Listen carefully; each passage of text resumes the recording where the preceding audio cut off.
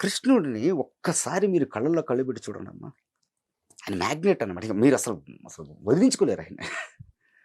అసలు ఆయన అట్లా లాగేస్తాడనమాట. పిచ్చోళ్ళయిపోతారు. మీరు కృష్ణుడిని చూడకుండా ఉండలేరు. కృష్ణుడి పేరు చెప్పకుండా ఉండలేరు. That is the power of Shri Krishna. అసలు మీరు ఏ భగవంతుడైనా వెళ్లి చూడండి. వెళ్లి నమస్కరించుకొని భక్తి భావంతో వస్తారు. అసలు కృష్ణుడి దగ్గరికి వెళ్లారనుకోండి, అయ్యి నాకు కావాలి అని చెప్పేసనంటారు. మనం ఒక్కసారిగా ఆయన మీద ప్రేమ అనేటువంటిది వెళ్ళిపోతుంది. అది ఏ స్థాయిలోకి పీక్స్‌లోకి వెళ్ళిపోతుందంటే అసలు మనం పిచ్చోళ్ళం అయిపోతాం. హ్మ్. కృష్ణుడి పేరు చెప్తే పిచ్చోళ్ళు అయిపోతారు ఇంక అప్పటి నుంచి. మీ ముందు ఎవరైనా కృష్ణుడి పేరు ఎత్తారనుకోండి, మీకింకా పూనకం వచ్చేసినట్టు అయిపోతుందన్నమాట. ఓకే. అది కృష్ణుడంటే అంత ఇదన్నమాట. మీరెప్పుడైనా ట్రై చేయండి. హ్మ్. ఆయన మీరు మామూలు మనిషి కావడం చాలా కష్టం అయిపోద్ది.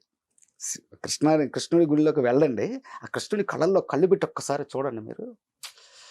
అసలు ఆ తన్మయత్వం, ఆ క్షణంలో ఉండేటువంటి ఆ తన్మయత్వం, ఆ పారవస్యం అనేటువంటిది వేరన్నమాట. సో, కృష్ణుడి గురించి వర్ణించటం అని చెప్పేసనంటే అసలది ఏదో మనం చాలా చిన్నవాళ్ళం. హ్మ్. సో, తను పరమాత్మ. ఆ కృష్ణుడి గురించి నెక్స్ట్ ఎపిసోడ్స్‌లో ఎక్కడున్నా గాని మళ్ళీ చెప్పుకుందాం అమ్మా దానికి. తప్పకుండా. అసలు చాలా పెద్ద సబ్జెక్ట్.